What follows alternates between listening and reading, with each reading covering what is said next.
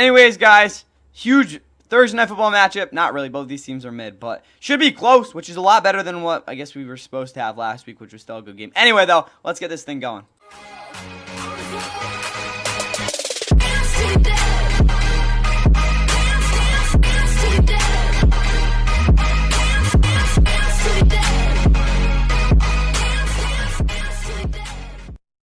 And with that, what is going on, guys? Welcome back to the Fun NFL. Please like and subscribe if you guys enjoy the Week 4 Thursday Night Football predictions. We'll also be going through a lot of other things so you know what's going on with this game. But as you can see, we have an NFC West matchup. There will be another one next week. Just one maybe. But anyway, we got two very interesting teams in this game. Again, NFC West matchups are usually pretty close, as we've seen with both these teams so far this season. But that's really nonetheless. The Seahawks come to this one at 2-1. They, again, had that week 1 loss. Pretty frustrating one to the Niners, but the past 2 weeks have bounced back pretty nicely as they have had back-to-back 2-touchdown-plus wins again last week. Being a lot more than that as they were up 38-6 at the half against the Saints. And, again, they're looking pretty solid. But at the same time, how good are they really? We'll obviously see as the season goes on. With the Cardinals, on the other hand, they are 2-1, yes, but they barely hung on against the Panthers in week 2. That was pretty bizarre. And they, again, barely hung on against the Saints. And then last week, they laid an egg on offense against a very brutally injured Niners team. So, Cardinals, despite them having a decent record so far this season, they're probably not where they want to be. This is an offense that really hasn't gotten going so far this season. There's a lot of things that they probably want to be doing better that they're not at this point. So, a lot of frustration there for the Cardinals, but at the same time, this is still a team that, again, is in a good spot here. And if they're able to put together their first complete game this season, they'll probably be in a good spot. Anyway, though, Seahawks and Cardinals, again, this is the NFC West. They play every single year. Last year when they played each other, the Seahawks swept the Cardinals. They held them to 6 points in Seattle in week 12, and then they ended up winning 30-18 in week 14, which I wouldn't say effectively ended the Cardinals season, but it was something like that. This game, though, will be 8:15 on Amazon Prime Video. As always, really nothing much else to it. It's your typical Thursday night football game. There will be like a nightcap after as well. Those interviews are pretty good. Announcing it, if you didn't know, is Al Michaels, Kirk Herbstreit, and Kaylee Hartung. I think that's Peter, the new Kirk Herbstreit Snoop Dogg. He's pretty goofy. Anyway, though, for Seattle, their starting lineup, Sam Darnold, again, is the quarterback, as we all know. He's been pretty good so far this year. Kenneth Walker's coming off a pretty solid game. Zach Charbonnet is questionable, though. George Holani, who had a bad fumble last week, will probably get a couple carries again, even if Zach Charbonnet is healthy. JSN has been really good this year. I think he's like second in the league in receiving yards. Yeah, he is. Cooper Kupp, he's had one decent game in 2 games where he hasn't really been doing much. Torrey Horn, again, had the 95-yard kicker, punt return touchdown, as well as scoring another touchdown last week. He had a monster game. A.J. Barner, Elijah Royo are the tight ends. Again, both are young. Both are learning and doing their own thing. Brady Russell's the fullback, offensive line-wise. Andy Bradford's questionable, but everyone else is usually should be fine. Again, their depth is a little bit concerning, but look at this offensive line overall. It's not too bad. Jalen Sundell is definitely a guy that could be targeted, though, on the offensive line. Defensively, though, Jaron Reed, Byron Murphy, Leonard Williams, not really too much going on there. DeMarcus and Lawrence Boyle Moffitt's question with Shannon Wosu and Derek Hall, again, will get in there rotationally. Maybe even Jared Ivey a little bit. The dude out of Ole Miss. And then we look at the linebackers, got Tyrese Knight and Ernest Jones, who have both been pretty good this season. Chaz Surratt, insane block last week. They get Torrey Horton in the end zone. You got Reek Wallen, Josh Jobe, and Devon Witherspoon at corner with Julian Love and Kobe Bryant at safety.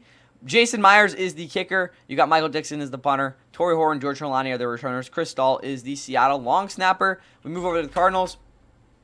They have some things going on as well. Kyler, again, is their quarterback. Trey Benson and Amari DiMarcano will be getting a lot of carries. Again, as we all know, they did lose James Conner to that just basically decapitated right leg. Again, he still has it, but it's not really useful right now considering he, really messed it up. Again, prayers to him to, again, have a nice recovery, and hopefully he can just be able to walk again. Marvin Harrison Jr., though, he's the number 1 receiver who has not done anything so far this year. Again, if you saw the recap last week from that Cardinals and Niners game outside of the James Conner injury, the biggest takeaway I had for the Cardinals was that drop that he had when he was wide open. Kyler threw pressured. That drop was kind of really encompasses how his career has gone so far.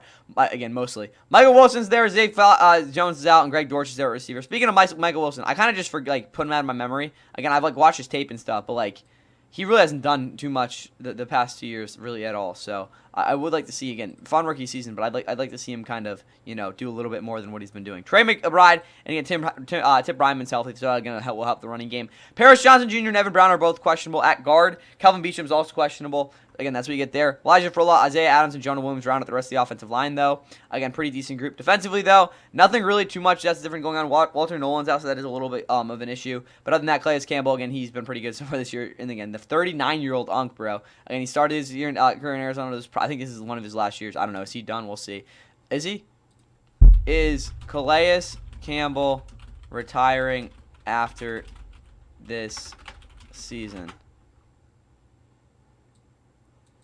he would would be very surprised if it wasn't the case in 20. Yeah, okay. So that's kind of sad, but still, anyway, he's still around for the rest of the season. I kind of forgot about that. Josh Sweat, though, Darius Robinson again are their edge rushers. Jordan Burch and Dronde Stills have really not done too much, but they're still there. Blow Nichols is out on the PUP list. Akeem Davis together is questionable. We still got Owen Papo, who's pretty good. Baron Browning again will get a lot of snaps. Zayvon Collins has been good. BJ Ojolari is getting out of the year. Mac Wilson is really the only true linebacker, though. Will Johnson's doubtful. He didn't play last week. Denzel Burke will probably get the start, considering he's younger and better than Elijah Jones. Max Melton and Kiltrell Clark, who was really good last week, again with Garrett Williams on IR. Yeah, I don't even know what happened to him. I'm still very confused about how he got injured. But anyway, you got Buda Baker, Jalen Thompson, the vet safeties there who've been there for a while. Chad Ryland, Blake Gillikin, kicker, punter. Greg Dortch is a returner. Aaron Brewer is the long snapper. Not too much else going on there. For this game, in terms of how much I actually want to watch it, I'm going to put it in decent. Guys, to be honest, it's kind of hard for me, again, other than the fact that they're in the same in the Rams division, for me to actually give any sorts of rat's arse about this game. If I would turn on the TV and watch this, I'm like, yeah, it's a decent game, but it's not like some premier matchup that I'm like going out of the seats. Like, if we look back to how these teams were in 2020, where Russ was again cooking again that whole mantra, and how Kyler's best version of himself, again, at least at the time. That's a game I'd put in games of the week, but again, they haven't really been like that really ever since. And again, both these teams aren't just, I'll put it in enter. No, it's got to be decent, guys. I just don't care about this game, to be honest with you. Again, if I put this in perspective of an actual fan, again, as a Rams fan, again, it's important to me, but realistically, like, it should be a decent game, but like, really no one's going to give a crap who wins this game. Anyway, though, we look at, again, the actual prediction for this game. Again, there's a lot of different ways I'd like to go with this one, but to be honest, guys, I really can't just picture the Cardinals playing a complete game in this one, and for that reason, I'm going to say Seattle is able to win this one, 27-21. I definitely see the Cardinals being able to get out to a fast start, but how long are they going to sustain it? That's the question I have with this. For that reason, I have the Seahawks winning this one, 27-21. That is all I have for the Thursday night game. Now let's get into our Week 5 now. Yeah, it's pretty crazy college football game day picks, and there's a lot of good games this week. And if you have not watched previous Thursday Night Football previews and predictions, I actually go through every the big college football games this week and through ESPN's app and all this. And I basically picked the biggest college football games of the week. These are, again, designed for, again, a lot of the ranked matchups. Ignore the points for the win, confidence sort of thing. I'll deal with that later. But here are my picks, again, if you have not watched past ones. So, again, this is what I do along with the Thursday Night Football prediction. We do, again, look at last week, which wasn't very good. Again, you see I went 6-4, but still, I'm doing okay. Anyway, though, we look at the games this week. We'll start out with USC versus Illinois. Illinois absolutely got embarrassed last week. There's no way around it. They literally got lost 63-10 to Indiana. I think that game got out of hand. I don't think Illinois is a very good team, to be honest with you guys. I think they're not for real. I still think I picked them last week, though, so that was pretty bad. But again, no one really could picture that game getting that out of hand. I still don't think they're actually that bad. They probably would have, they're not as good as obviously Indiana, but I don't think they're that type of team. USC on the road is interesting, though, because honestly, I don't think they're the greatest team either, but they have a very solid quarterback. And just the fact that this defense has been somewhat respectable this season, despite, again, even not really being that good against Michigan State, I have to give them credit where it's due there. If Lincoln Riley can play any sort of a complete game on offense in this one, or at least design one, I don't see why they can't beat Illinois, despite them being on the road in a pretty tough environment. But yeah, I see USC pulling off, I wouldn't say an upset, but a pretty big win here. And proving some people not wrong. Not really that many, because a lot of people like them. Yeah, Notre Dame's going to beat Arkansas. I really have nothing else to do it. Again, Arkansas is not a bad team. They just have a really tough schedule. And the fact that, again, at least defensively and offensively, they don't really have the talent to match a lot of these teams is kind of an issue. Also, up front, they never really are the strongest, despite sometimes having decent offensive linemen. Taylor Green's a good quarterback, don't get me wrong, but he can only do so much, especially with a team that is definitely inferior in terms of, again, the high-end talent. Again, if they were teaming like the, Big 12, they'd be one of the better teams. I honestly think they'd probably be a top 25 team. But again, with the schedule they have in the SEC, the teams they've been playing, it's kind of hard for them to match these, especially considering they're just not always the greatest.